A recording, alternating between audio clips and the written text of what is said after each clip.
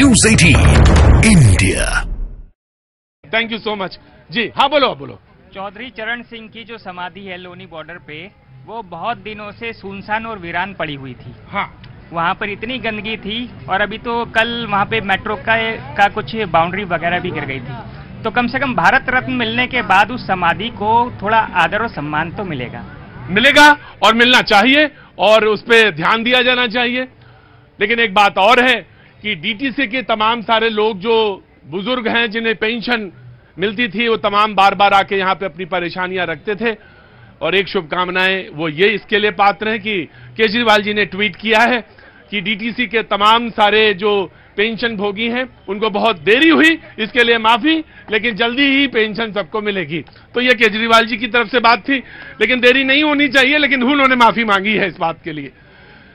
मैं बातचीत का सिलसिला शुरू करता हूं और सबसे पहले आज समाजवादी पार्टी को खड़ा करते हैं। जयंत बाबू के पार्टी के लोग आएंगे जब तक आएंगे, लेकिन उन्होंने कहा, जयंत बाबू ने, चरण सिंह के बेटे ने दिल जीत लिया। अब दिल किसने जीता तो समझिएगा किसने जीता। आप बता रहे हैं। मतलब इन्होंने कसम खाई कि मुंह से नाम ही नहीं निकालेंगे। किसने दिल जीत लिया? नहीं देखो ऐसा नहीं। हाँ जी, इनके नेता जो हैं समाजवादी पार्टी के मुखिया इस समय अखिलेश यादव जी ने, उन्होंने तहे दिल से साधुवाद दिया है नरेंद्र मोदी जी को कि देर आए दुरुस्त आए, ये बहुत पहले होना चाहिए। लेकिन ये जो इनके प्रवक्ता लोग हैं, ये नाम लेने से मोदी जी का डरते हैं। नहीं, क्या बात है। देखिए मोदी, उन्होंने कहा, जयंत बाबू ने कहा कि दिल जीत लिया। अरे दिल जीत लिया है, संभले रहिएगा, ऐसा ना हो 24 भी जीत ले, क्योंकि अभी तो रास्ता निकला है, बस हो ये भी जाए कि 24 निकल गया पता चला। देखिए बहुत बहुत बधाई और खुशी की बात है कि चौधरी चरण सिंह जी जो किसानों के नेता हैं और हमारे नेताजी भी उनको गुरु मानते थे, और बिल्कुल गुरु कहा, हमेशा चौधरी चरण सिंह जी को गुरु ही कहा मुलायम सिंह जी ने, और राजनीतिक विरासत उनको देने का काम किया। नेताजी को उन्हें लगा कि नेताजी ही इस मुहिम को आगे बढ़ा सकते हैं, किसानों के हित के काम कर सकते हैं।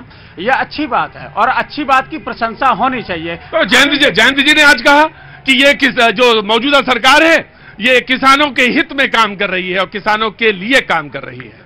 देखिए जयंत जी कह रहे थे, जयंत जी ने यह भी कहा था कि मैं कोई चौन्नी तो हूं नहीं जो पलट जाऊंगा। तो अब वो चौन्नी है या अठन्नी है ये उनको नहीं। जयंत बाबू ने यह भी कहा था कि मैं चवन्नी नहीं हूं, बकौल दुबे जी, कि जो पलट जाऊंगा।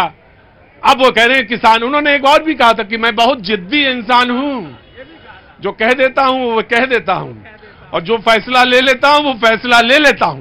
लेकिन अब उन्होंने लगता कोई फैसला ले लिया है। क्या लग रहा है?